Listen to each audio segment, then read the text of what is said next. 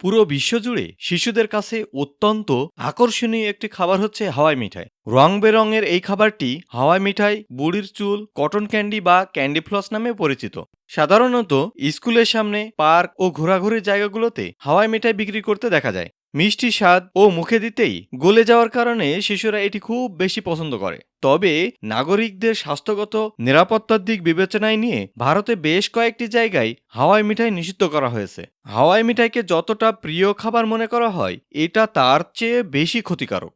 গত সপ্তাহে চেন্নাইয়ের সমুদ্র সৈকতে হাওয়াই মিঠাই বিক্রি করা ফেরিওয়ালাদের সরাতে অভিযান চালায় চেন্নাইয়ের ফুড সেফটি অফিসার সতীশ কুমারের দল। তিনি জানান, শহরে বিক্রি হওয়া এই মিঠাই ব্যক্তি উদ্যোগেই তৈরি করা হয়, কোনো নিবন্ধিত কারখানায় বানানো হয় না। ওই অভিযানের কয়েকদিন পর হাওয়াই মিঠাইয়ের নমুনা পরীক্ষার জন্য ল্যাবে পাঠানো হয়। ল্যাবে নমুনা পরীক্ষার জন্য পাঠানো হাওয়াই মিঠাই পরীক্ষা করে এটা জানা যায় যে হাওয়াই মিঠাইয়ে যে ধরনের রং ব্যবহার করা হয় সেগুলো খুবই নিম্নমানের এবং ক্ষতিকারক। এমনকি যে রাসায়নিক পদার্থের উপস্থিতি লক্ষ্য করা গেছে ওই খাদ্যদ্রব্যে, তা হলো রোডামাইন বি। খাবারে এই রাসায়নিক উপাদান মেশালে ক্যান্সারের ঝুঁকি বেড়ে যায়। ফুড কালারের তুলনায় এটি সস্তা হওয়ার জন্য হাওয়াই মিঠাই বিক্রেতারা এই রাসায়নিক পদার্থটি ব্যবহার করে থাকে।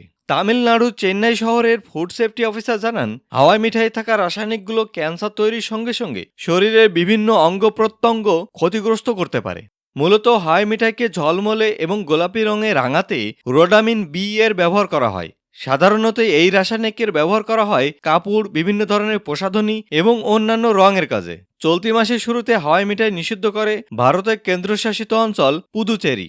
একই সময়ে অন্য রাজ্যগুলোতেও হাওয়াই মিঠাইয়ের নমুনা পরীক্ষা শুরু করে। হাওয়াই মিঠাই নিষিদ্ধ করার বিষয়ে তামিলনাড়ুর স্বাস্থ্যমন্ত্রী সুব্রামানিয়ান এক বিবৃতিতে বলেছেন, হাওয়াই মিঠাই খেতে খুব সুস্বাদু হলেও রোডামাইন বি এর ব্যবহারের কারণে তা শরীরের পক্ষে অত্যন্ত ক্ষতিকারক। তিনি আরও জানান, রোডামাইন বি জাতীয় খাবার প্যাকেজিং, আমদানি, রপ্তানি, বিক্রি বা বিয়ে ও অন্যান্য অনুষ্ঠানে পরিবেশন করা হলে তা food safety and standard act 2006 এর আওতায় শাস্তিযোগ্য অপরাধ বলে বিবেচিত হবে।